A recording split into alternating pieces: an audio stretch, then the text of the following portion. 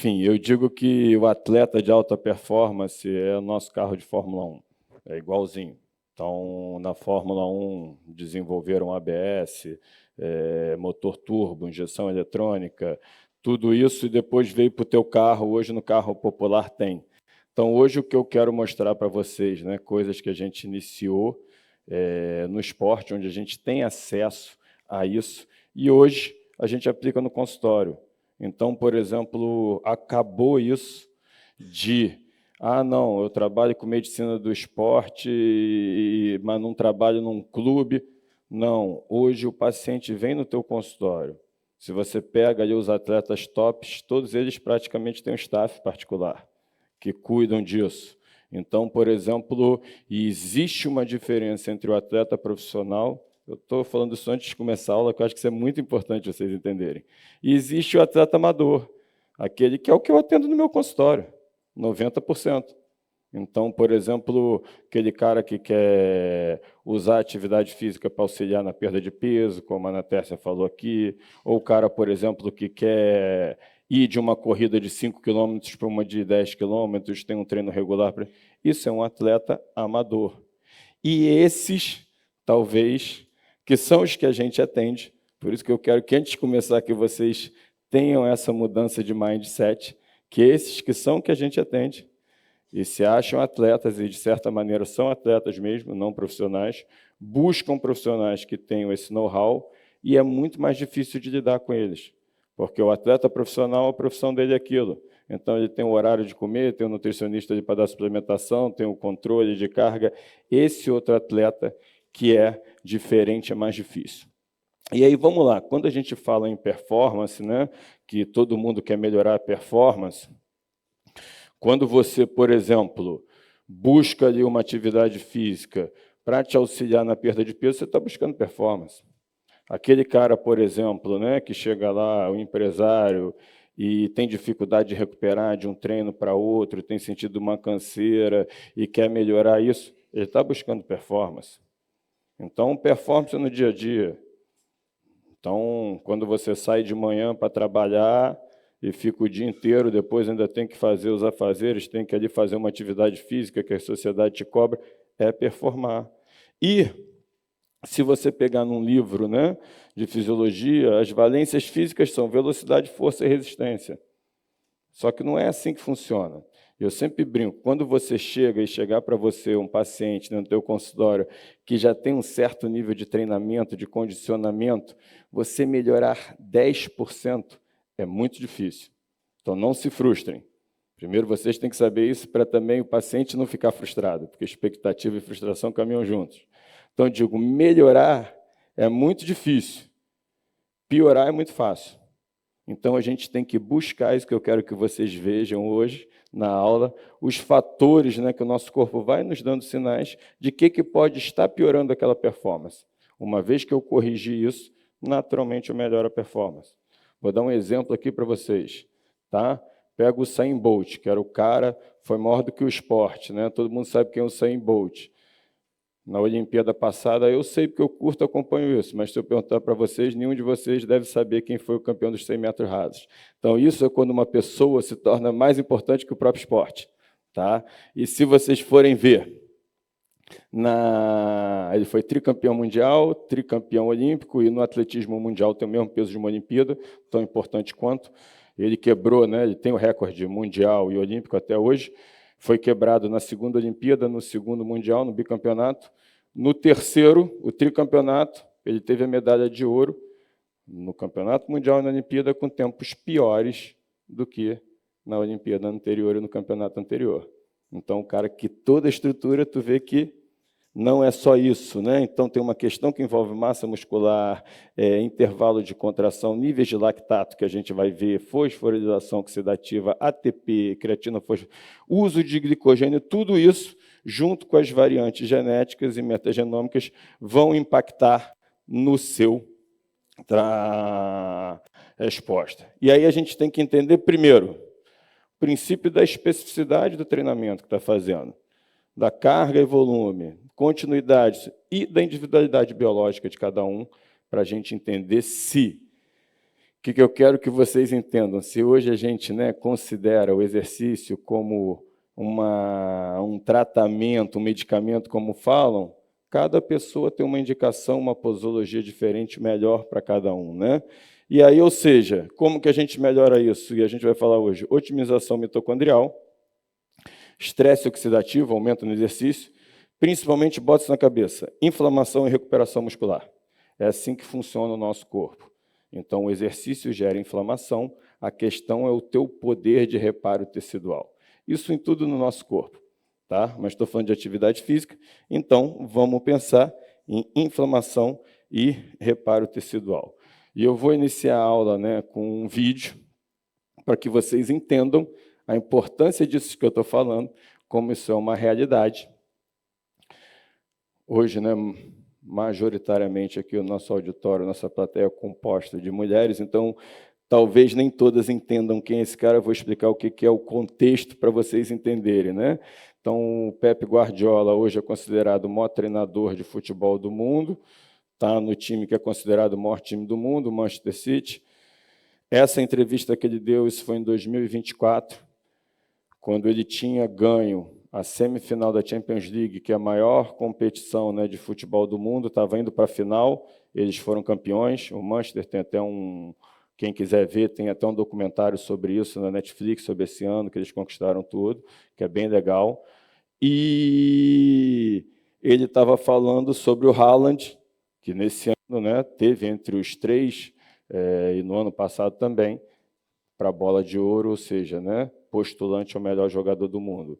Então, quando uma pessoa como essa, que é considerado o melhor treinador da atualidade, que trabalha no melhor time da atualidade, com os melhores jogadores da atualidade, entendem isso aqui que ele vai falar sobre nós, eu acho que a gente já deu um avanço muito grande na área e vocês vão entender, né, da importância disso.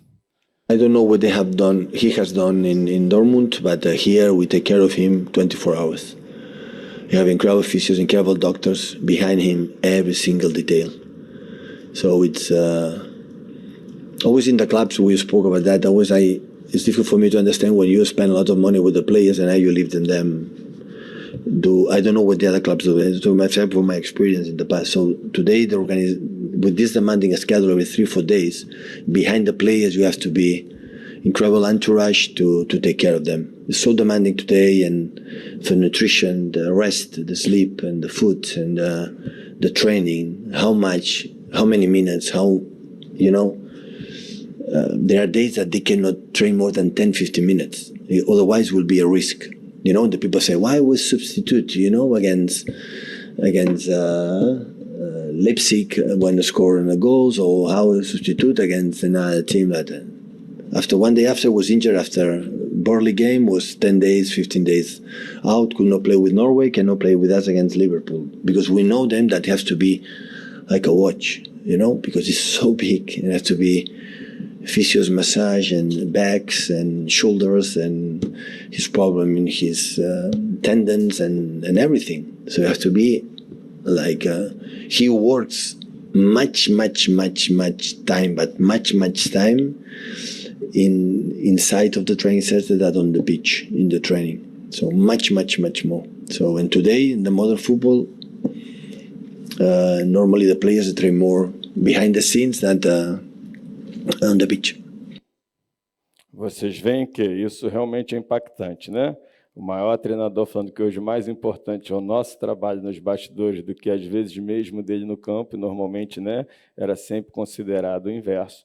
Eu acho que isso é uma grande conquista nossa da área. Só uma coisa aqui, para que todos prestem atenção, eu quero que vocês tenham um raciocínio, né, comigo, passar meu ponto de vista.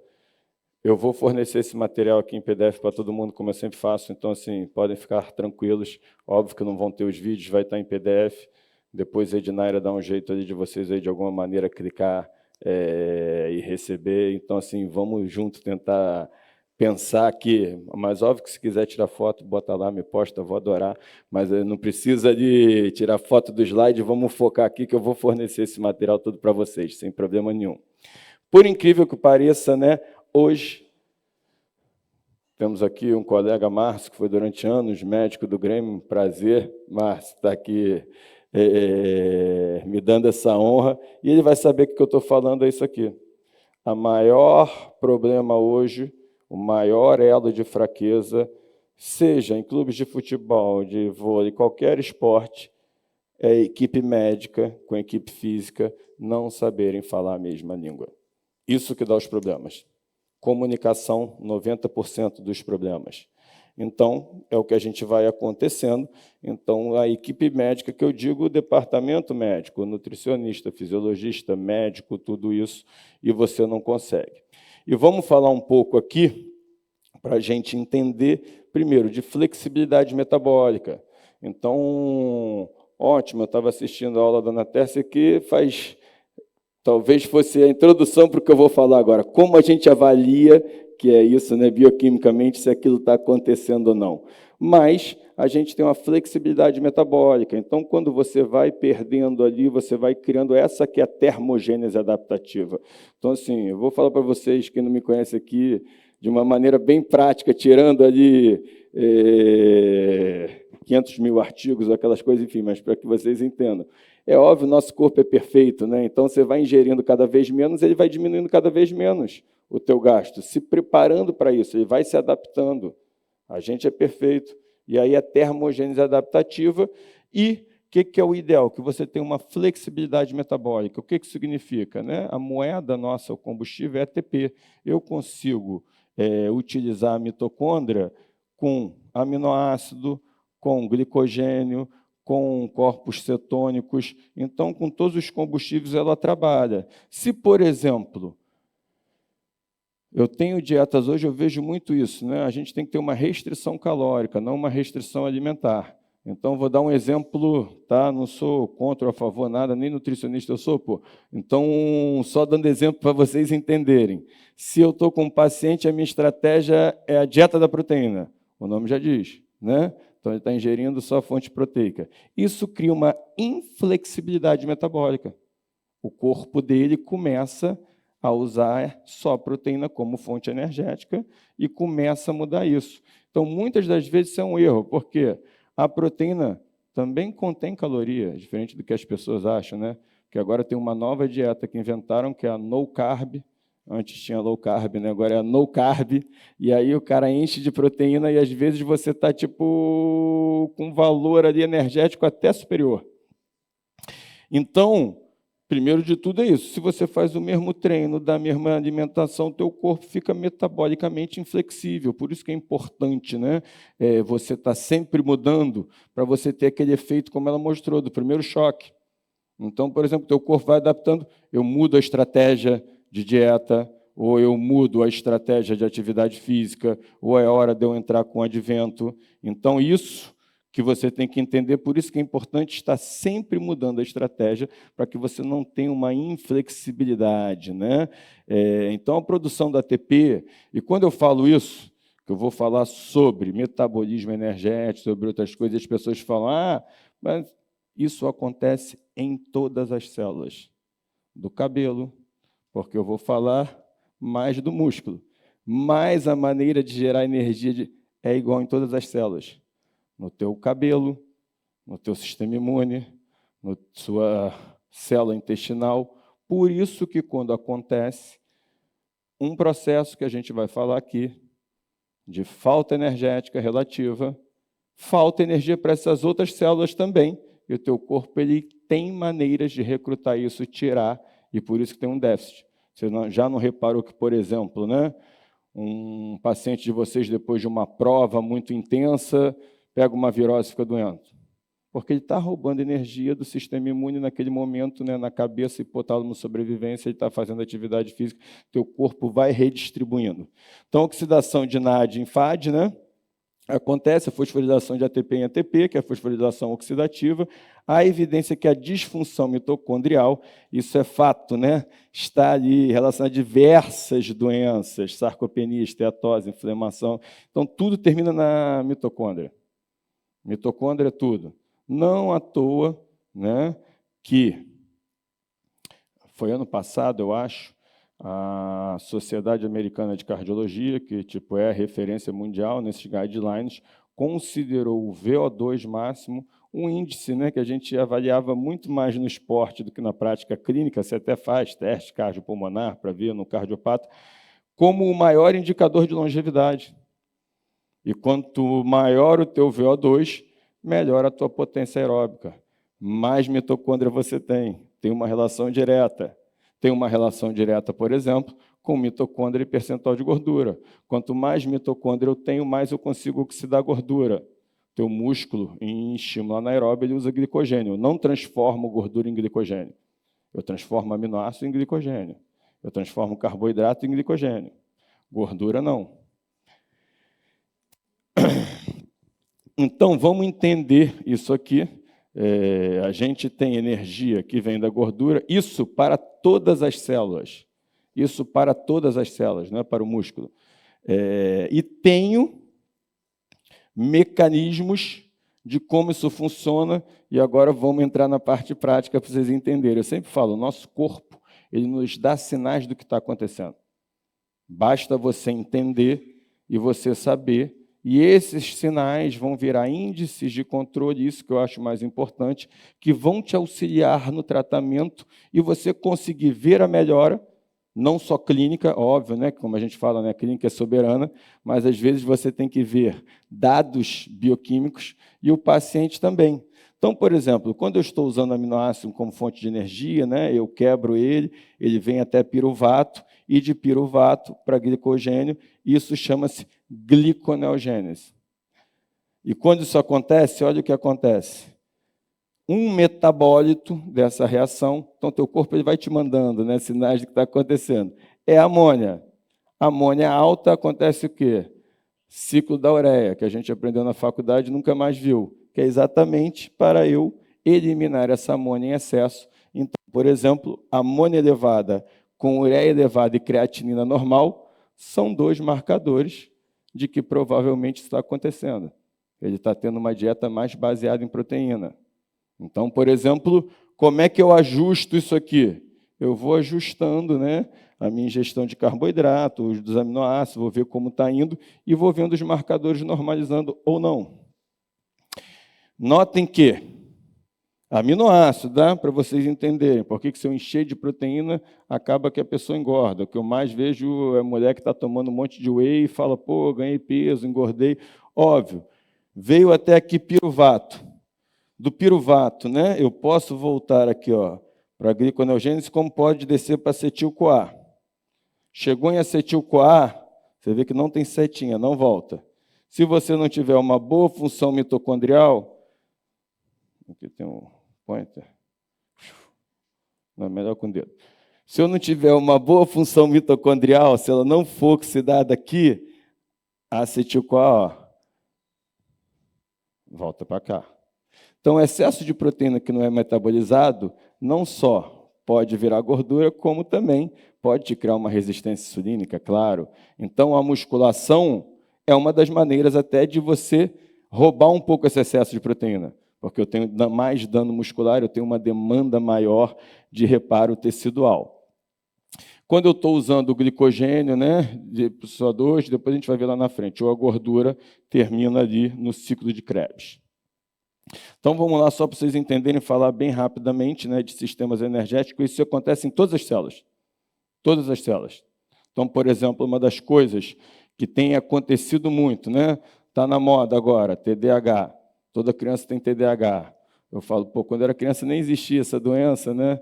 E eu falo, criança é criança, que criança que presta atenção em alguma coisa, pô? Então, olha só. Quando eu tenho, a gente vai ver lá um RED, que é uma deficiência energética relativa. Então, por exemplo, eu estou usando o que eu mais vejo, eu que sou médico, que era médico do futebol, né, como o Márcio, a gente atende muitas crianças ali, academia de base e tal, não sei o quê, e aí você vê, o cara sai da escola, o menino não tem tempo quase de comer, vai para o treino, às vezes o treino é longe, aí sai... Né? E aí... um dos primeiros sinais que você sente que está tendo um déficit energético crônico é perda da função cognitiva. A criança começa a ir mal na escola. Por quê? O teu neurônio precisa de energia. O teu cérebro, daquele tamaninho, ele consome 20% da tua energia diária. Então, se ele está fazendo ali, usando isso para atividade física, vai estar faltando no raciocínio, por exemplo. Então, eu sempre faço isso para os pais. Falo, como é que está na escola? São sinais de que isso está acontecendo, que está desequilibrado. Porque, como eu falei, isso não é só no músculo.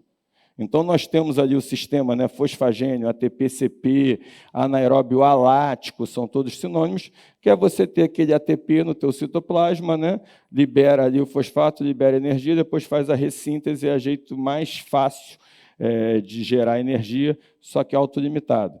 Quanto mais complexo o sistema, mais energia ele gera, mas quanto mais complexo, óbvio, né, que mais maneiras de dar errado você vai ter. Então, esse é o sistema glicolítico lático ou anaeróbio lático, né? E aqui o sistema oxidativo, só para vocês entenderem, né? Então, como a gente falou, uma fonte rápida, vamos passar isso aqui só para vocês entenderem, estou mandando para vocês. O glicolítico lático é quando você já precisa um pouco mais de energia, né? Então, requer mais. Então, reparem bem aqui numa coisa para vocês começarem a entender e fazer sentido, tá? Esse sistema energético, o nome é ATP-CP, ou fosfagênio, ou anaeróbio alático. Fosfagênio é de fosfocreatina. Então, creatinoquinase, CK, é uma enzima relacionada a esse sistema energético. Então, primeiro comece a entender o que você está pedindo para avaliar o que em que momento. Tá? Se esse vem da quebra do piruvato para lactato, né, e de lactato volta para piruvato e faz gliconeogênese, tem uma enzima que facilita isso aqui. Qual é o nome? Lactato dehidrogenase, LDH. Então, a LDH é uma enzima que eu vou estar avaliando esse sistema energético. Então, você tem que entender, por isso que eu estou falando isso, que a gente vai falar em como avaliar, e você tem que saber, né, o que você está avaliando, como. E o sistema aeróbico, óbvio, né, que é um sistema mais complexo, te gera mais energia e, consequentemente, enfim, por mais tempo, né?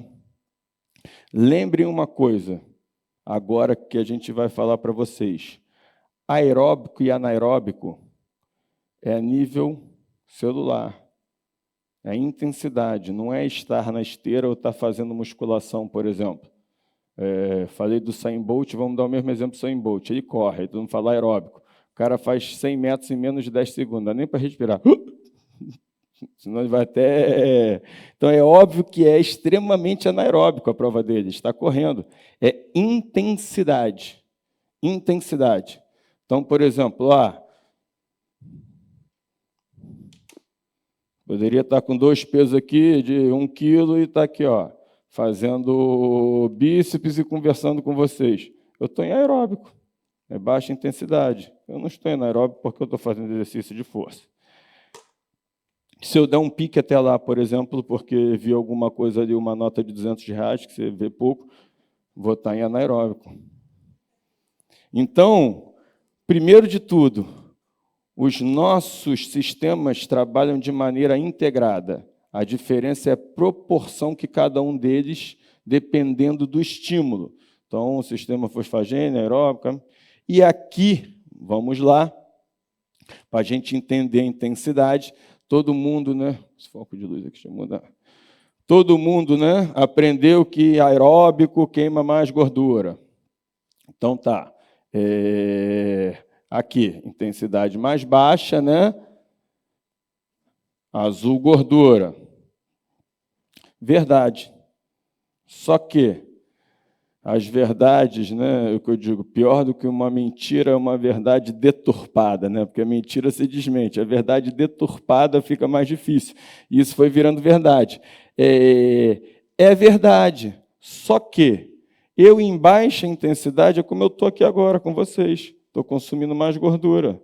Só que o meu gasto energético é baixo. Então, proporcionalmente, eu uso mais gordura, só que eu estou gastando muito pouco. Quando eu vou aumentando, eu vou deixando de usar gordura e usando mais glicogênio. Então, qual que é, como eles falam, né, aquela fat max zone, a melhor zona de treinamento, o que é o ideal? É entre o primeiro e o segundo limiar anaeróbio. Aí tu fala, mas por que aqui, se aqui mais lento eu consumia mais gordura? Aqui você ainda está utilizando gordura, né, numa proporção, né, menor, está aumentando aqui a proporção ali, tipo, do carboidrato, mas aí eu ainda utilizo gordura. Só que o meu gasto energético aqui é muito maior. E a gente sabe que a recuperação é aeróbico. Então, por exemplo, se eu começo minha atividade física, estou dando números aleatórios, tá? Só para vocês entenderem, para fazer uma lógica, com 100 batimentos por minuto, terminei com 110, variou muito pouco. O exercício foi muito pouco. Teu corpo ele precisa voltar aos teus 100, né, que é o teu basal, tua frequência respiratória, o fluido para os lugares. Se alterou muito pouco durante a atividade física, para restaurar também vai consumir pouco. Então, primeiro, isso é um dos grandes motivos.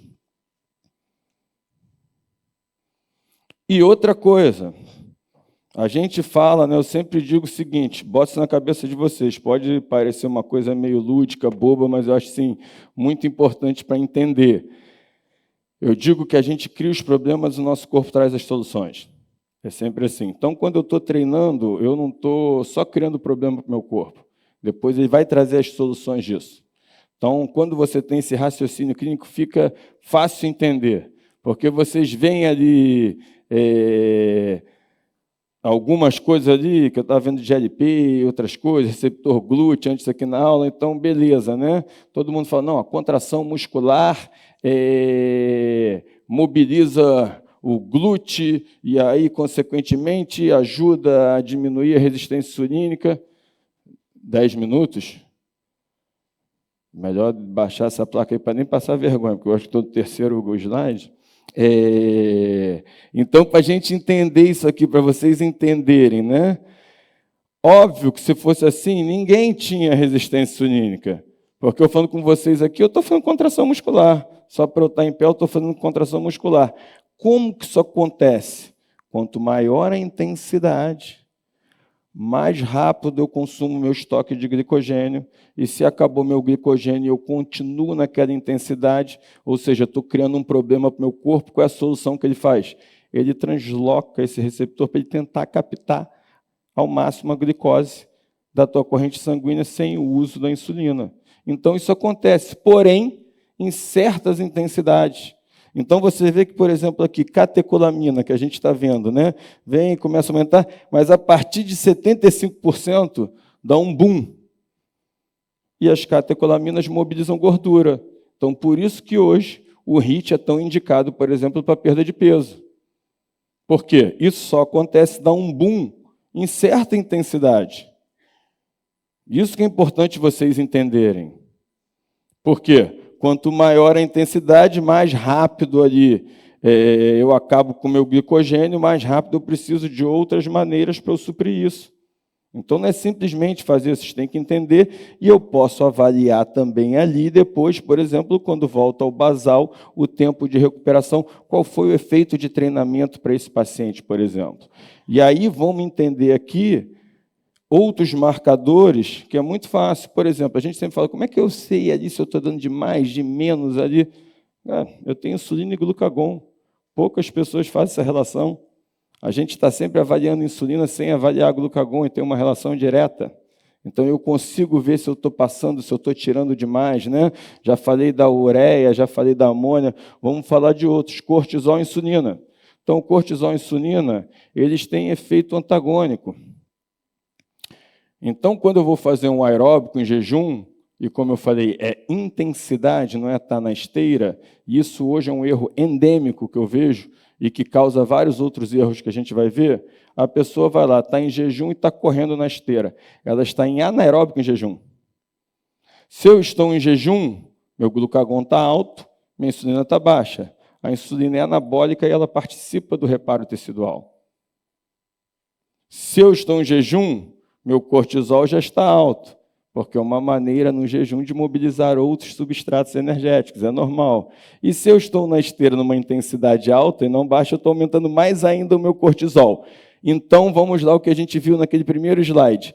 Inflamação e reparo tecidual. Eu estou dando mais inflamação para ele do que eu tenho de reparo tecidual, minha insulina está baixa. E isso tem acontecido direto. Então, o aeróbico em jejum verdadeiro tem um sentido, né? Então, quando acontece isso, como a gente está falando, então já tem glucagon e insulina. Aumenta o glucagon, diminui a insulina, gliconeogênese, diminui a síntese de proteína. Como a gente vai ver. Por quê? Porque a gente utiliza aminoácido como fonte de energia. E hoje, esse é o grande conceito que a gente tem, diferente do que as pessoas achavam, né? Que não é simplesmente o quanto meu gasto metabólico basal, vou calcular minha dieta em função disso. Não. Hoje o conceito, né, da deficiência energética relativa é o que eu tenho de energia naquele momento que o meu corpo precisa. Porque não funciona assim. Vamos imaginar, por exemplo, como é que funciona, né, o glicogênio no nosso corpo? Pensa numa caixa d'água. Vai lá, 20 mil litros. Pum. Botou 20 mil litros, ficou lá. Botei 30 mil litros, para isso tem um ladrão. Aí sai pelo ladrão. Esse ladrão o que é? Tecido de gordura. Então, digamos ali que eu, durante o meu dia, eu gastei 15 mil litros, repus 10, aí depois gastei 10 mil litros, repus 5, foi usando e enchendo a caixa. Ok. Outro erro que eu vejo muito comum. Jejum intermitente. E olha só, que eu estou falando, não é que tenha certo, errado, que seja ruim, não. Estou falando dos erros que acontecem. Como a gente falou, para melhorar a performance, a gente tem que reconhecer os erros e para vocês verem e entender. Então, eu pego, por exemplo, o cara que está em jejum intermitente. Aí ele tem a caixa dele lá de 20 mil litros d'água. Ficou o dia inteiro, usou, está vazia. Aí chega, termina o jejum, ele quer botar 80 mil litros. Que seria o que? É óbvio que não é assim que funciona. É óbvio. Por isso que tem muitos erros para vocês entenderem. E quando a gente chega, né, isso aqui em inglês eles chamam de REDS, que essa deficiência energética relativa, o que vai acontecer? Né? Quando você ingere pouco carboidrato, vai usar mais aminoácido como fonte de energia, né? Diminui a leptina, diminui o IGF, insulina, que são o quê? Reparadores teciduais anabólicos. É sempre inflamação e anabolismo. Então, quando eu faço isso, eu estou diminuindo o reparo tecidual. Isso acontece muito no paciente depois de 40 anos, 45, chega no consultório e fala, eu consigo dar o mesmo estímulo, mas eu acordo cansado, eu acordo no dia seguinte. Por quê? Ele tem ali a aptidão cardiopulmonar, mas não tem a mesma velocidade de reparo tecidual. E com isso, óbvio, né, que eu diminuo minha taxa metabólica basal. Por quê? Eu diminuo a conversão de T4 em T3, termogênese adaptativa, e consequentemente, né, como eu falei antes, a gente começa a ter um comprometimento da saúde óssea, porque eu começo a roubar nutrientes do teu osso para que eu possa utilizar como fonte de energia. Então, por exemplo, cortisol alto e dieta cetogênica causam osteopenia. Então, não estou falando, né, que não posso utilizar. Olha a gama de estratégias que a gente tem. O que eu quero fazer evitar os erros. Então, eu chego lá, uma pessoa que tem uma osteopenia, que tem um problema. É esse o tipo de dieta, né, que eu vou usar? Com certeza não. Outra coisa que a gente tem visto direto, eu tenho visto, né, cada vez mais mulheres com dificuldade de engravidar. E aí, por que eu digo? O cara lá de cima foi perfeito, né? Porque ela pensa o seguinte, nossa cultura cobra isso e tudo, e eu até brinco com as mulheres, eu falo, cara, gravidez não é doença, é saúde, então você tem que estar saudável. Só que aí, muitas das mulheres, quando pensam em engravidar, que hoje em dia é planejado, né, na grande maioria das vezes, né, aquela coisa acontece ao acaso, por isso que quando é planejado é mais difícil, quando é ao acaso é mais fácil. Tá? Então, vocês querem engravidar, não se programem, deixa acontecer, vai por mim. A mulher pensa o quê? Não, eu já vou engravidar, vou engordar, vou ficar baranga e tal, não sei o quê, então tem que engravidar magrinha. Eu falo, não adianta, você vai engravidar, embaranga mesmo, depois desembaranga, fica tranquila. Tipo, as pessoas têm esse pensamento. E aí, ou seja, começa ali a fazer uma redução energética para estar magrinha, se programando para engravidar, né? Ter uma gravidez na cabeça dela mais saudável, magrinha, menos problema. Só que, se você não tem energia suficiente para você, você óbvio que vai diminuir seus hormônios. Tu acha que o cara lá de cima vai deixar você botar outro? Você não está conseguindo dar energia para você mesmo. Isso, que era a tríade da mulher atleta, não tem mais esse nome, né? Hoje é REDS, mas acontecia isso. Cada vez mais eu vejo no consultório. E aí, por exemplo, você tira muito, né, de cabelo, porque toda proteína é funcional. Tem umas que são mais essenciais do que outras, né? Então, chega lá, a pessoa começa a fazer isso. Aí, dificuldade para acordar, cabelo caindo, unha quebradiça, às vezes alteração de humor. Aí você chega lá, TSH mais alto, o que acontece? Hipotireoidismo. Fala, pô, eureka, ninguém conseguiu resolver, vou resolver. Aí tu vai prescrever o hormônio e vai piorar. Então, vamos pensar como isso funciona aqui e agora durante a atividade física. Então, ou seja, aumenta a intensidade, aumenta a adrenalina, noradrenalina, glucagon, aumenta o cortisol, faz catabolismo proteico. Todo mundo fala, cortisol é catabólico e tal, malvadão. Não, é sobrevivência. Ele faz o catabolismo proteico para que eu tenha aminoácidos e os aminoácidos sirvam como fonte de energia. Por isso que muitas vezes as pessoas falam assim, eu uso muito, vou falar das estratégias e o porquê. Então, parte deles é oxidada no teu fígado e outras no músculo. Então, quando o glicogênio hepático é depletado, isso aumenta muito mais com estresse metabólico, muito mais ainda essa degradação, né? Então, vamos ver, o cortisol é um outro parâmetro para vocês estarem avaliando, né? Com isso, então, uma das funções dele, por exemplo, o cortisol, o jejum, no repouso e na atividade física é muito diferente. No repouso, como eu estou agora, estou em jejum, eu não tomo café da manhã. Então, por exemplo, como eu falei, a atividade do dia a dia é atividade aeróbica. Não tem problema, eu estou usando gordura como fonte de energia. Cortisol está mobilizando gordura. No exercício, dependendo da intensidade, é anaeróbio, glicogênio. Eu já não utilizo gordura como fonte de energia. E se eu estiver em jejum, eu vou ter que fazer gliconeogênese. Ou seja, eu vou estar catabolizando, aumentando o meu cortisol, a gente não viu lá no jejum, e usando aminoácido como fonte de energia. Então, a manutenção do nível de glicose, né? Estímulo do catabolismo proteico para usar. Aqui converteu, ficou meio ruim. Passa aqui rápido, estão acabando. Então, vamos pensar aqui no mais importante agora, o que eu faço? O paciente foi lá, eu sempre digo o seguinte, né? Esse exercício aí é para hipertrofiar, eu vou fazer uma atividade para emagrecer. Tudo vai depender do que você dá antes e depois, porque o exercício não é o que vai fazer. Então, como eu falei, o exercício só vai desregular tudo, depois que a gente vai estar regulando.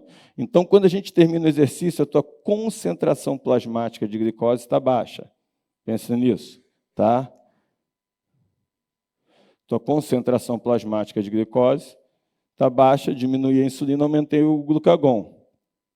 Ótimo, beleza. Então, vamos ver o que a gente faz, que agora que é o mais difícil. Então, se insulina baixa, glucagon alto, aumenta a lipólise, né, que é o que a gente quer, cetose, mas pode gerar uma acidose. Isso é aquele paciente, por exemplo, com osteopenia, não é o ideal. Mas também aumenta a proteólise. Uremia, né, porque eu já mostrei lá na frente, a questão da amônia-ureia, fraqueza muscular, perda de hidrogênio, enfim. Tá bom. Então, vamos lá. Isso é o que acontece. Agora, vamos ver 3 casos de paciente. Se é um paciente, por exemplo, que quer hipertrofia, não tem mistério.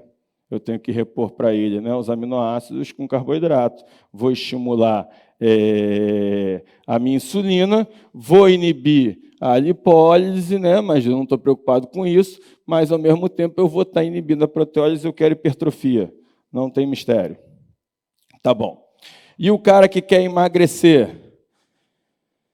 Tem 2 casos, porque hoje, né, nós temos o obeso e o obeso sarcopênico. Então, aquele obeso, né, que é o cara que é mais forte, aquela obesidade mais centrípeta, né, aquela barriga dura, às vezes chega até o cara lá no consultório, né, e tu pega os exames e está meio que tudo equilibrado, né? Aí o cara olha para a esposa e fala, tá vendo? Falei que não tinha que vir aqui, você mandou, caramba, enfim. Acontece, porque se você tiver mais massa muscular, você equilibra um pouco. Então, por exemplo, esse paciente que é assim, eu posso não dar nada depois, esfoliar ele, por mais que vou levar um pouquinho de proteólise, eu estou estimulando muito a lipólise. Ok. Beleza. Agora sobrou o paciente mais difícil, aquela obesidade sarcopênica, né? Que a pessoa já tem pouca massa muscular, tem uma quantidade de gordura aumentada e quer perder peso. E aí, o que eu faço, né? Porque se eu boto aqui o carboidrato, eu estou poupando pouco de massa que ela tem, mas, ao mesmo tempo, não estou facilitando a perda de peso. Se eu tiro tudo, como a gente viu, eu vou facilitar, né, a lipólise, porém, eu vou estar piorando mais ainda o metabolismo basal, a manutenção, né, como a Ana falou, como é que mantém isso depois, né? Dificuldade. Então, esse tipo de paciente, o que eu faço? Aminoácidos essenciais. Aminoácidos essenciais. Por quê? Porque eles têm uma quantidade irrisória, calórica, que óbvio, né, que tem caloria, mas é pouco, é 10, 20 gramas de caloria, quilocalorias. Então, que estimulam a insulina, mas não chega, por exemplo, a reverter esse processo de lipólise, e eu evito a proteólise porque esse aminoácido está entrando como fonte de energia, substrato para formar glicogênio. Se eu estou dando substrato para ele formar glicogênio através de aminoácido, sem estimular a insulina, porque eu quero que tenha lipólise, eu estou poupando o meu corpo de catabolizar proteínas funcionais para usar esses aminoácidos como fonte de energia. Então, os aminoácidos também são fonte de energia. E eles servem, né, nesse reparo tecidual e, principalmente, a primeira coisa que o nosso corpo faz, se vocês ali forem ver, né, que todo mundo fala, é POC, o efeito do treinamento, são vários fatores que compõem a fórmula do EPOC. A ressíntese de glicogênio é uma delas. Quanto maior a ressíntese, ou seja, maior o teu EPOC, porque maior foi o teu desgaste, maior a intensidade. Então, alguns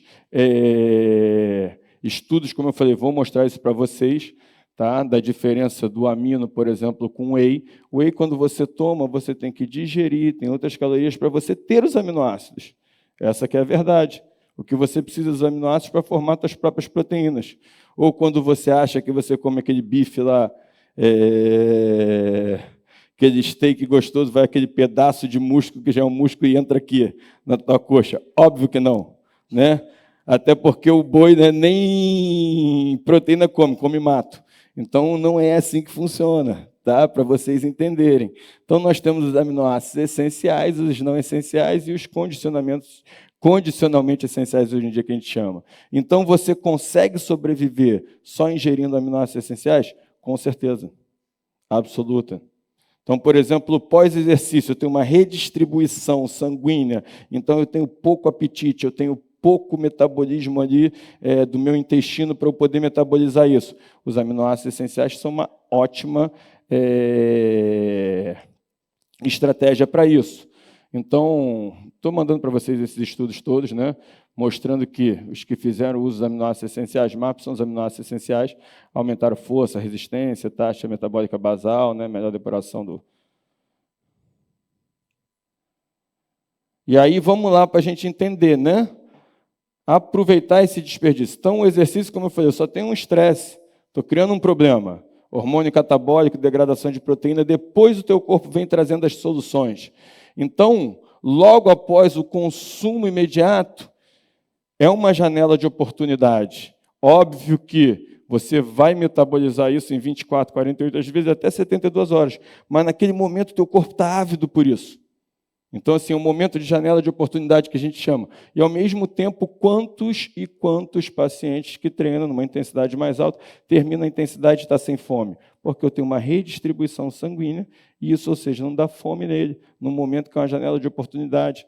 Não é o caso aqui hoje, mas, por exemplo, os injetáveis são um momento, né, nesse momento, para que eu possa está repondo tudo que eu quero de nutrientes sem passar por essa via aqui que está afetada. Mas aí o que eu faço aqui nesse desperdício parcial, né? Que depois que ele bota, eu uso os aminoácidos essenciais. É fácil de tomar, você dilui como se fosse uma água, não fica do pesado, ele toma, para eu depois ingerir as proteínas, que isso vai ser um processo de 48, 72, 96 horas de ressíntese, por exemplo. Então, os aminoácidos essenciais diminuem o índice de lesão, volta, humor, cognição, tudo isso, e vamos aqui para esse slide, que para mim é o mais importante da aula, para vocês entenderem, tá?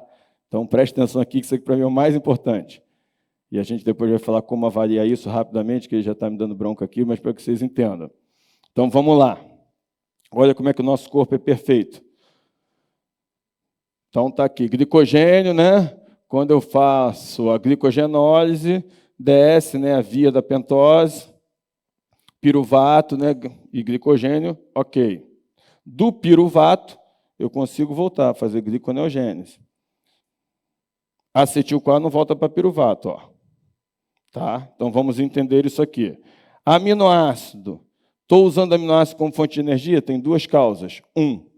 Excesso de proteína, né? Outra, falta de carboidrato. A grande maioria é falta de carboidrato. Então, se eu estou numa falta de carboidrato, se eu estou numa dieta low carb, ou às vezes no carb, o uso dos aminoácidos essenciais é importantíssimo, para mim é sine qua non, porque se eu encher ela de proteína, eu também estou enchendo de caloria, e o que eu estou precisando agora é dos aminoácidos essenciais exatamente para esse low carb, essa restrição energética, não me trazer ali um catabolismo, não diminuir meu metabolismo basal, não trazer aquelas alterações. Então, vamos entender. Quando eu faço isso, aumento a amônia, é um lixo dessa reação. Toda reação libera um metabólito. E aí você tem o ciclo da ureia, que é para você excretar essa amônia. Então, a amônia e ureia elevada com creatina normal, grande indício de que isso está acontecendo. Piruvato veio aqui até acetil-CoA, não entrou no ciclo de Krebs, para fosforilação oxidativa, volta para ácido graxo. Gordura. Por isso que às vezes você vê alguns pacientes, porque nós temos 3 processos para beta-oxidação. A gente vai falar ali do Energy um pouquinho sobre isso, que é a mobilização, o transporte e a beta-oxidação da mitocôndria. Então, mobilizei, transportou, não oxidou, volta para a gordura. É aqueles pacientes que você vê que o cara treina em alta intensidade, vê realmente, né, sua e tudo, mas não consegue perder peso. Provavelmente ele tem algum problema de beta-oxidação mitocondrial. A gente vai ver. Então, volta para cá. Piruvato veio até aqui, não usou?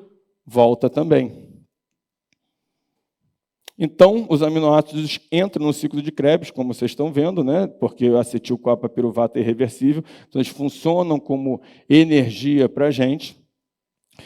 Vou passar rápido. A glutamina, ela diminui a amônia. Então, por exemplo, as pessoas falam, a glutamina não é ergogênica. Óbvio que é.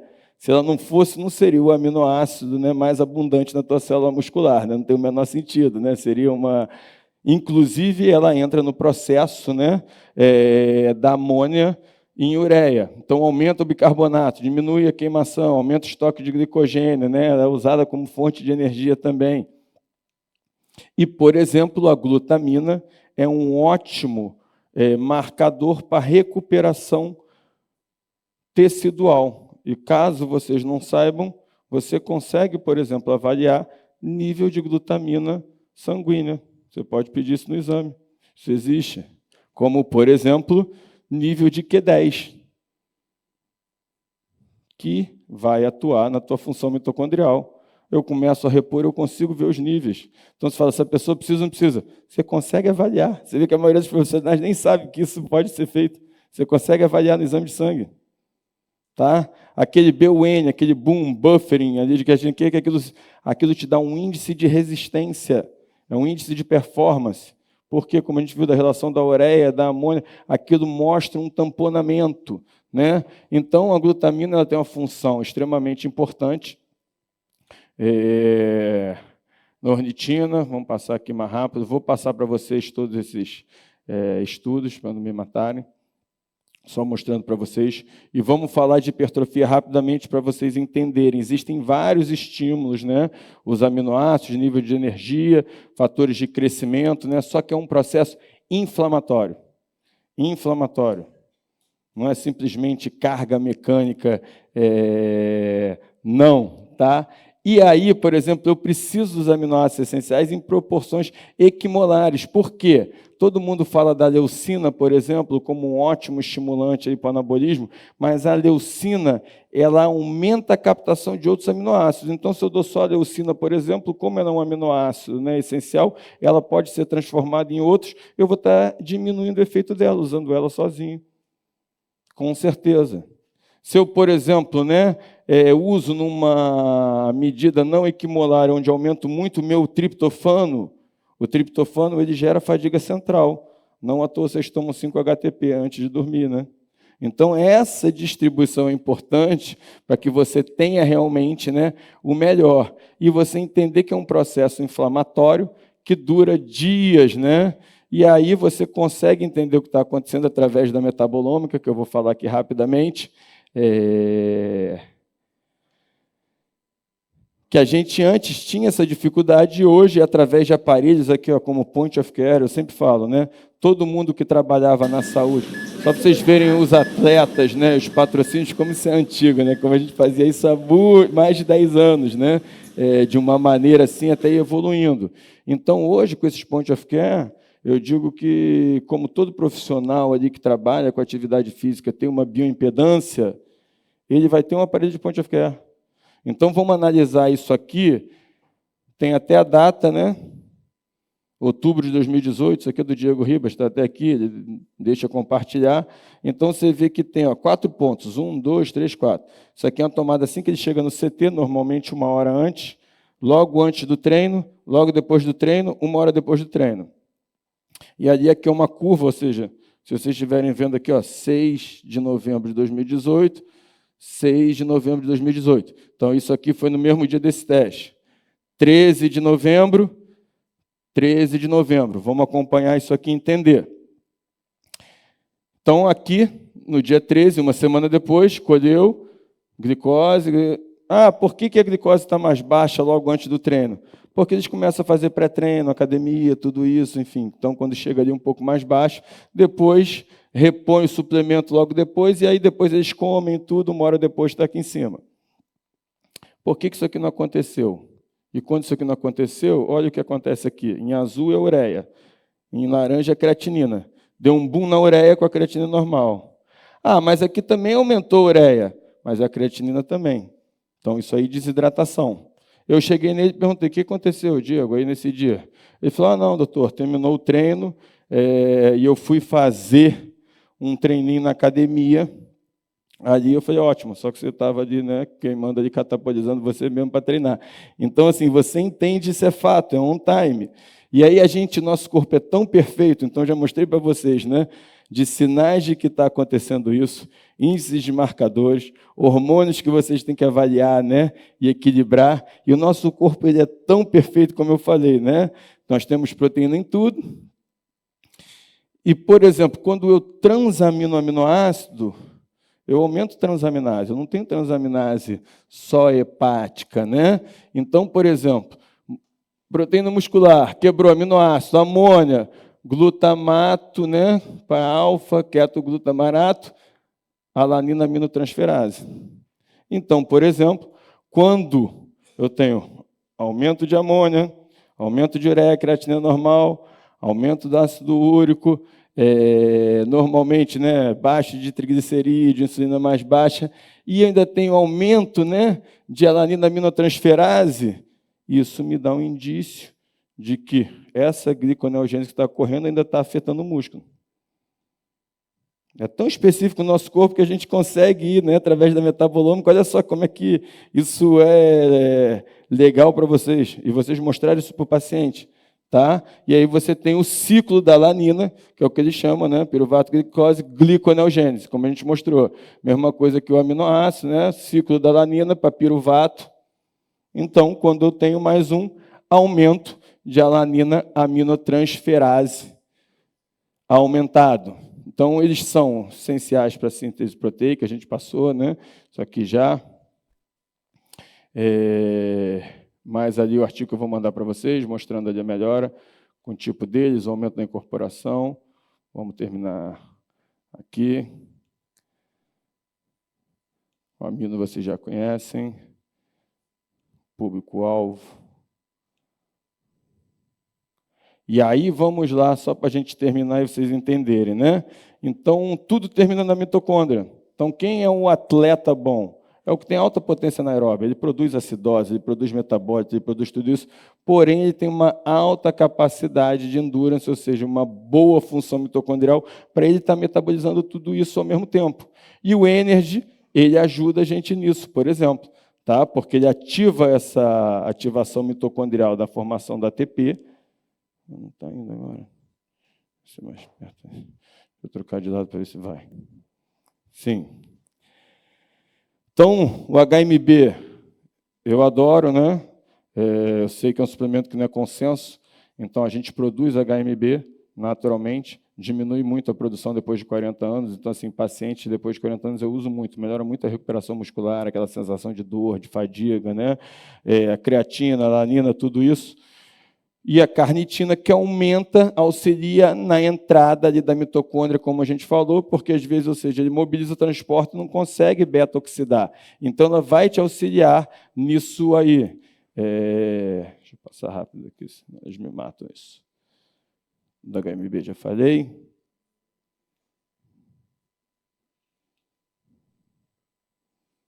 Da carnitina. Outros artigos para vocês. Tá? Porque voltou isso aqui. Então, era isso que eu queria passar para vocês. Eu sempre termino aqui com um vídeo, né, motivacional. Não sei se alguém estava aqui, mas assim, né, a Ednária me fez passar uma vergonha, né, porque eu tinha feito o último evento no Brasil, porque eu estava me mudando, né, e aí aconteceram coisas, e aí eu voltei. Só que estou me mudando agora realmente em definitivo domingo, tá? E agora eu posso até falar, estou indo para Dubai, para um time lá que eu fechei, enfim. E a gente estava negociando desde o início e estou muito feliz com essa nova etapa internacional da minha carreira, né? Então eu digo, eu um tempo atrás estava no mesmo lugar de vocês, igualzinho, tá? Eu estou indo agora para uma carreira internacional. E hoje eu tenho uma maturidade que antes eu até me auto-boicotava, e hoje eu tenho orgulho de compartilhar isso, que eu acho que é motivo de orgulho. Tá? Não só de orgulho, como de incentivo para vocês, com certeza. Então, estava conversando ali com a Bárbara, e essa entrevista aqui, vou dar o conceito, como ali, o do Pep Guardiola,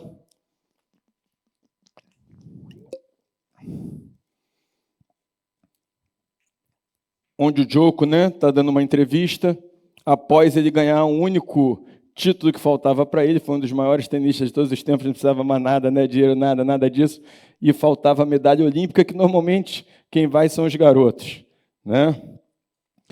E eu botei esse filme hoje porque eu acho que diz um pouco comigo, porque a grande maioria das pessoas que eu conheço, inclusive meus pais, minha família, todos foram contra a minha ida, né? Porque eles falaram, pô, agora que você é um cara bem-sucedido, reconhecido, que está na fase de colher os frutos, né? Vai jogar toda a carreira que você construiu aqui fora, em busca de um sonho. Eu falei, vou, porque assim, ou seja, como você falou, já construí uma carreira aqui. Eu não quero que agora tudo seja mais do mesmo, né? Eu fique ali sentado, né, anotando o pedido. Pelo contrário, né? Eu gosto de ser desafiado, né? Eu gosto de ser referência e eu quero abrir o mercado. Para isso é uma honra. Fui ali, por isso demorou. Agora eu posso falar. Eu não podia falar da última vez que estava em negociação, né? Então, assim, de ter vários clubes de fora tentando me contratar um médico, coisa que nunca vi acontecer, brasileiro montando equipe, eu que estou montando todo o departamento, então isso é óbvio que me instiga, e o que eu acho, né, é um outro sonho que eu tenho agora, né, de fazer o que eu fiz aqui e iniciar uma carreira internacional. Então, amanhã eu estou indo, não era nem para estar aqui, estou abrindo mão de estar com meus filhos, com a minha família, nesse pouquinho que resta, então, para estar aqui com vocês com todo orgulho. e que isso sirva, né, para vocês de estímulo, porque é um cara que para mim é referência e depois de ter ganho tudo, ainda fez o esforço, é super atual também, isso foi do ano passado, né, que foi a Olimpíada, e ele deu essa entrevista depois de ganhar o ouro. The message really for any young tennis player around the world who is watching this now and dreaming to be here where Stefanos and I am. Dream big, dare to dream, because everything is possible. Don't let anybody take away the dream. Doesn't matter where you're coming from. I actually think that the more disadvantaged childhood you have, the more difficulties and more challenges you have, the stronger you become. Don't really let anybody take away that dream from you. Nurture it, water it like you water the flowers. Even if you find only one person in this world that will accept, embrace and support your dreams, find that person and dream big, because you can make it. Então, é isso que eu penso, minha família, meus filhos. Então, se tiver uma pessoa do teu lado que todos foram contra, né? Sonhe, não deixe. Eu sempre brinco que sonhar pequeno e sonhar grande dá o mesmo trabalho. E sonhar pequeno é difícil, porque quando você conquista, você se sente satisfeito. Então, sonhe em grande, com certeza. E isso diz muito, porque eu vim de uma infância desfavorecida, realmente, e hoje eu entendo, né, que foi Deus ali me preparando para tudo isso, para meus filhos terem algo que eu nunca sonhei. E realmente, né, muitas coisas a gente entende depois, né? O deserto deixa a gente mais forte, prepara. E como eu falei, se eu estou aqui, qualquer um de vocês poderia estar, cara. Não tem a menor sombra de dúvida, tá? E, enfim.